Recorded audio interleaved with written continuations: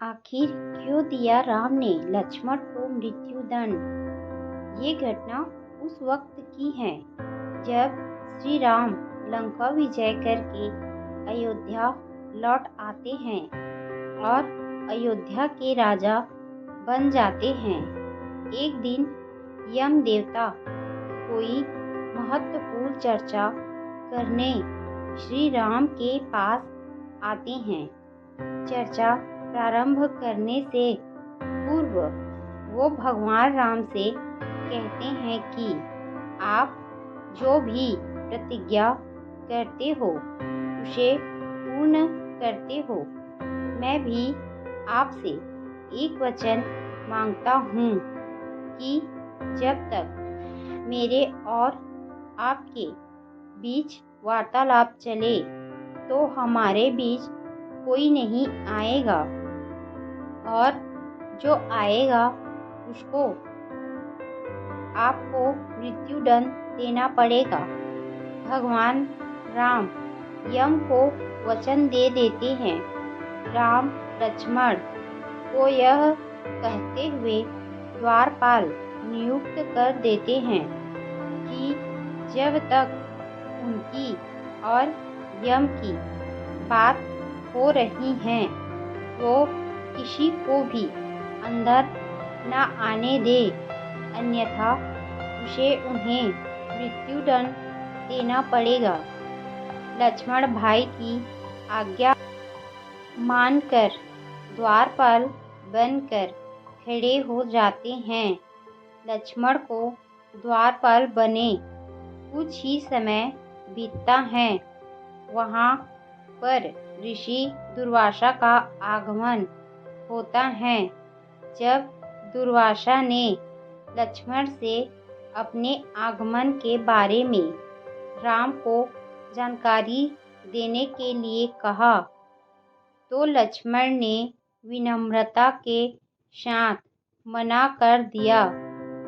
इस पर दुर्वासा क्रोधित हो गए तथा उन्होंने संपूर्ण अयोध्या को श्राप देने की बात कही। लक्ष्मण समझ गए कि ये एक विकट स्थिति है जिसमें या तो उन्हें राम आज्ञा का उल्लंघन करना होगा या फिर संपूर्ण नगर को ऋषि के श्राप की अग्नि में झोंकना होगा। लक्ष्मण ने शीघ्र ही यह निश्चय कर लिया कि उनको स्वयं का बलिदान देना होगा ताकि वो नगरवासियों को ऋषि के श्राप से बचा सके। उन्होंने भीतर जाकर ऋषि दुर्वासा के आगमन की सूचना दी।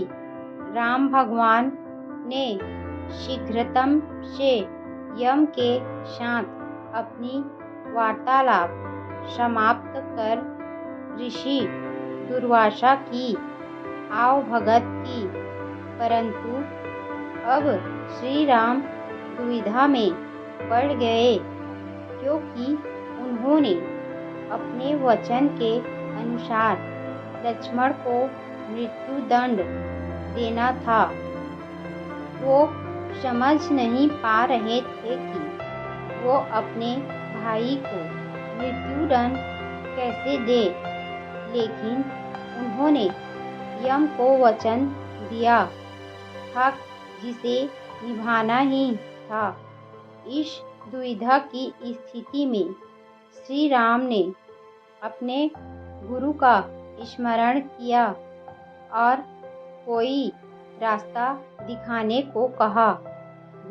गुरुदेव ने कहा कि अपने किसी प्रिय का त्याग उसकी मृत्यु के समान ही है, अतः तुम अपने वचन का पालन करने के लिए लक्ष्मण का त्याग कर दो।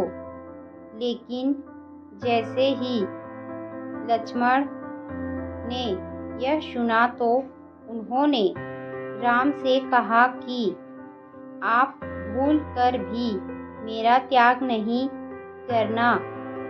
आपसे दूर रहने से तो यह अच्छा है कि मैं आपके वचन की पालना करते हुए मृत्यु को गले लगा लूं।